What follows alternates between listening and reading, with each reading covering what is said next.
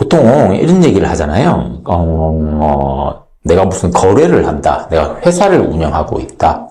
또는 회사 뭐 큰 법인이나 그런 건 아니더라도 뭐 작은 자영업을 하고 있다. 그런데 내가 어떤 업체와 거래를 해야 돼. 근데 그 업체와 뭐 수많은 업체들이 있겠죠. 뭐 음식점을 하게 되면 쌀 판매하는 업체와도 거래해야 되고, 음식점에 들어간 밀가루 업체와도 그 거래를 해야 되고, 아니면 운송, 배송 업체와도 거래를 해야 되고, 그죠? 세상에는 여러 거래 업체들이 있어요. 사업을 하게 되면 거래 업체들이, 있게 마련이죠. 근데 이제 거래 업체들을 고를 때, 여러 거래 업체들이 있잖아요. 쌀을 판매하는 업체도 한 수백 가지, 수천 가지, 업체가 있을 수도 있잖아요. 그죠? 그런데, 그 업체들을 중에 어디를 고를까라고 보통, 고민을 할 때, 이런 얘기들을 많이 하세요. 저기는 개인 사업자고, 저기는 주식회사네? 주식회사가 믿을만하지. 이렇게 생각하는 경우가 많이 있어요. 일반적으로 이제 회사라고 하면, 특히 주식회사라고 하면, 회사는 주식회사 말고도 뭐 한명회사, 합자회사, 유한회사 뭐 등등 많은데, 또 그리고, 뭐 많은데, 그리고 그 회사라고 하면 이게 법인이에요. 개인이 아니고. 근데 자영업자, 일반 개인 사업자라고 하게 되면 개인이죠. 그러니까 개인보다는 법인이 좀 더 신용도가 높지 않나? 내가 물건을, 공급받기 위해서, 또는 물건을 판매하기 위해서, 물건을 떼이거나 돈을 떼일 일이 적지 않을까라는 생각을 하게 돼요. 그런 생각으로 보통 이제 대부분, 개인 사업자보다는 우리가 거래가 규모가 크기 때문에, 법인으로 해야 됩니다. 작은 거래들은 개인 사업자와 할 수 있지만, 그러니까 이번에는 건수가 큰 건이어가지고 법인과 거래하기로 했습니다. 뭐 등등 이런 경우들이 많아요. 근데, 그건 그냥 그럴 수도 있고 아닐 수도 있는 거예요. 법인이냐 개인이냐에 따라서, 뭐, 차이가 있는 건 아니고, 오히려 저는, 개인 사업자와 거래하는 게 더 낫다라고 말하는 편이에요. 여러분이 만약, 특정 업체, 그냥 예를 든 겁니다. 삼성전자와 거래한다고 쳐봐요. 삼성전자 같은 큰 회사는 당연히, 신용도가 엄청 높죠. 그래서, 그래, 삼성전자와 같은 큰, 주식회사와 거래하고 싶어 라고 하는 건 이해가 돼요. 근데 개인이라고 해서 꼭, 신용도가 낮냐? 그럼 제가 또 특정 인물을 그냥 말씀드려서 죄송한데 저 그분을 하나도 모르고 아무것도 모르는데 그냥 우리나라에서 제일 부자의 예로 이제 많이 드니까 제가 언급하는 건데 삼성전자와 거래하지 않고 이재용 회장 개인과 거래하는 건 어때요? 신용도가 낮나요? 아니죠. 좋습니다, 변호사님. 그러면 이재용이 회장님이야. 뭐 신용도가 높은 건 우리나라 사람이라면 다 아는 얘기지만 일반적인 개인은 신용도는 우리가 알 수 없잖아요. 그러니까 법인이 낫죠. 회사가 낫죠.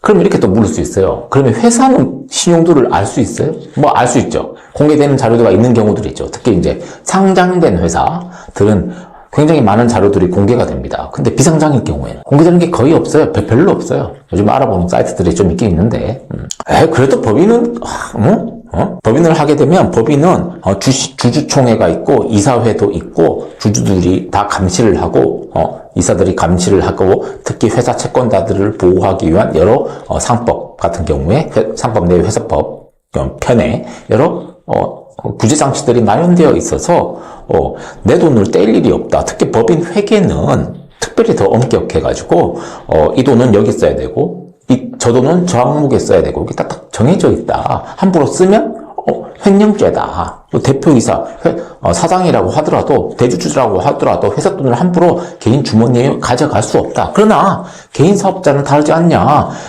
사업을 하는 돈과 개인 생활비 돈이 서로 섞여 있다. 막 섞여가지고 막 돈을 여기다 갖다 쓰고 저기다 갖다 쓰고 하기 때문에 내가 만약에 물건을 납품했어. 내가 오히려 공급자라고 칩시다. 내가 물건을 납품했어.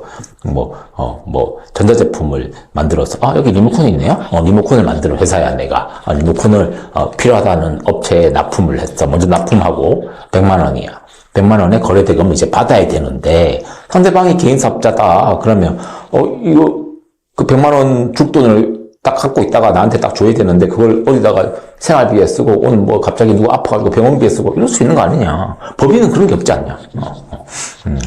근데 그거는 이제 이상론적인 얘기고요. 이상론적인 얘기고 항상 그런 건 아닌 게 일단은 법인도 뭐 아까 말씀드린 삼성전자 같은 큰 회사들이야 회계가 엄격한데 비상장 회사 특히 이제 아주 작은 소규모 회사들은 회계가 엉망인 경우가 굉장히 많습니다. 뭐 대표이사 가지급금 등으로 여러 가지 돈이 인출되고 그거 말고도 항목이 유용되는 경우가 굉장히 많이 있어요. 그래서 개인 사업자와 그렇게 큰 차이가 있느냐지 잘 모르겠습니다. 근데 그럼 변호사님 그래도 그래 좋습니다. 그건 인정합니다. 그래도 개인 사업자는 아예 법적으로 막 혼용이 완전히 가능한 것처럼 되어 있지만 법인은 그래도 법으로는 규제하고 있지 않습니까? 그래도 어느 정도는 개인 사업자보다는 낫겠지요. 그건 맞습니다. 그건 맞아요. 그래서 내가 돈을 떼어 먹힐 위험이 상대적으로 적어 보이는 거죠.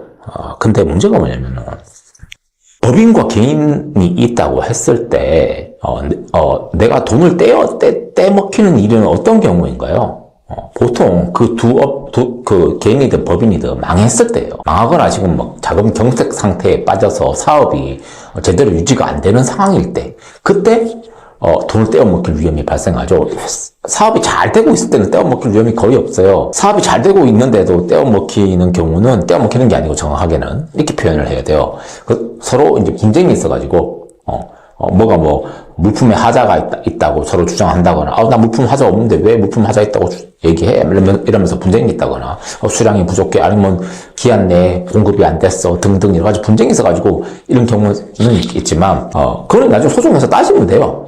소송에서 따지면 뭐 소송 경우는 들겠지만 소송에서 따지면 되고 그거는 내가 소송에서 이기게 되면 개인한테 받든 법인한테 받는데 지장이 없어요. 사업이 잘 되고 있을 때. 문제는 언제예요? 사업이 제대로 안 돼가지고 파산하거나 뭐 회생을 하거나 뭐 기타 등등 그거 외에도 뭐 자금이 부족해가지고 뭐 사업이 제대로 굴러가지 않을 때 떼어먹힐 때 위험을 대비해야 되겠죠. 그때 결정적인 법인과 개인의 차이가 있습니다. 법인은 어떤 거예요? 법인은 사실상 사옥도 있고 엄청 으리으리한 건물도 있고 뭐 사무실도 크고 공장도 좋게 있던데요. 개인은 그냥 뭐 집은 한 채 있겠죠. 뭐 아파트는 한 채 있겠죠. 근데 법인은 있잖아요. 망할 상황이 되면 어떻게 되냐면은 돈이 없어요. 그리고 갖고 있는 돈, 자산은 뭐 특히 뭐 그냥 쉽게 부동산이라고 칩시다. 건물, 회사 사업 건물, 그리고 공장 건물 거기에 대해서 압류 다 들어오고 이미 없어. 회사 채권자들의 채권액이 훨씬 더 많아요. 자산 가치액보다. 그런 상황에서 법인이 무슨 의미가 있나요? 법인은 아무 의미가 없습니다. 그때는 법인은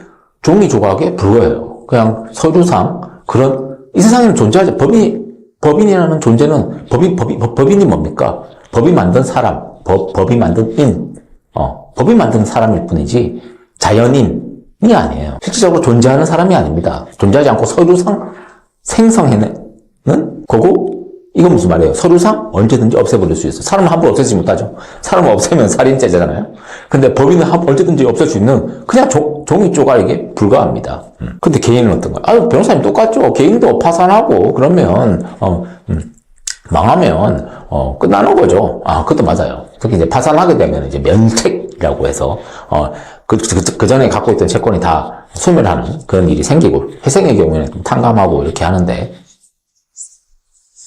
항상 파산이나 개인 파산이나 개인 회생이 되는 것도 아니고 거기에 대한 요건도 있고 까다롭습니다.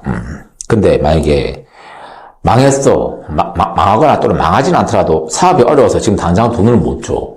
근데 법인은 있잖아요. 그런 경우는 제가 의뢰인한테 꼭 묻습니다. 제가 의뢰인이 저한테 옵니다. 저 지금 거래대금 받을 게 있는데 못 받고 있어요. 이거 해주세요. 그러면 서류 딱 보고 우리가 소송하면 이길 수 있겠네. 그런 판단은 들죠. 근데 상대방이 법인이야.